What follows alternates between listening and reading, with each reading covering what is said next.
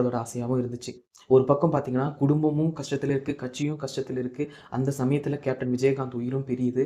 அப்ப எல்லாரும் சொன்னாங்க, "அவ்வளோதான் கேப்டனோட தேமுதிக அழிஞ்சிருச்சு. தேமுதிகவுக்கு இனிமேல் லைஃபே கிடையாது." அப்படின்னு எல்லாரும் சொன்னாங்க. ஆனா, அதன் பின் வந்து பார்த்தீங்கன்னா, ய தனக்கான ஒரு பாணிய கையில் எடுத்து, ஏதோ ஒரு முயற்சிய பண்ணி, இன்னைக்கும் தமிழக அரசியல் களத்துல தேமுதிக ஒரு பேசு பொருளாவும், தேமுதிகவுக்கு ஒரு 10 சீட்டு தரக்கூடிய ஒரு நிலைமையில உயர்த்தி வச்சிருக்கிறதுக்கு ஒரே காரணம் பிரேமலதா விஜயகாந்த மட்டும் தான் சொல்ல முடியும். என்னதான் நம்ம வந்து அவர்கள என்ன விமர்சிச்சுட்டாலும், தேமுதிக இந்த நிலைமைக்கு அட்லீஸ்ட் இப்ப இருக்கு அப்டின்னா, அதுக்கு பிரேமலதா விஜயகாந்த் தான் காரணம். ஏன் இப்ப விஜயகாந்த் ஐயா கூட கட்சிகள உருவாக்குன பல நடிகர்கள் வந்துட்டு கட்சிய கலைச்சுட்டு, கட்சிய எங்கேயோ அடகு வச்சுட்டு, அப்டியே காணாம போயிருக்காங்க.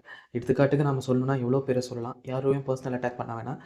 ஆனா, ஒரு பெண்ணா இருந்துட்டு எந்த ஒரு அரசியல் பின்புலமும் இல்லாம, அரசியல் பத்தி எந்த ஒரு புரிதலும் இல்லாம இருந்த போதும், நம்ம மக்களுக்காக செய்யணும். கேப்டன் வந்துட்டு ஒரு அரசியல் வந்து எடுத்திருக்காரு. அவரோட ஆசைய வந்து நம்ம இப்பவும் நிறைவேத்தணும். அப்படின்றதுக்காக பாடுபடுறவங்க தான் பிரேமலதா விஜயகாந்த். இத பத்தி நீங்க என்ன நினைக்கிறீங்கன்றத கீழ கமெண்ட் பாக்ஸ்ல சொல்லுங்க. மேலும் நான் ஏதாவது தப்பா பேசியிருந்தா மன்னிச்சுக்கோங்க. அரசியல் அறிய இறையுங்கள். ஹீரோ தமிழ் தான்.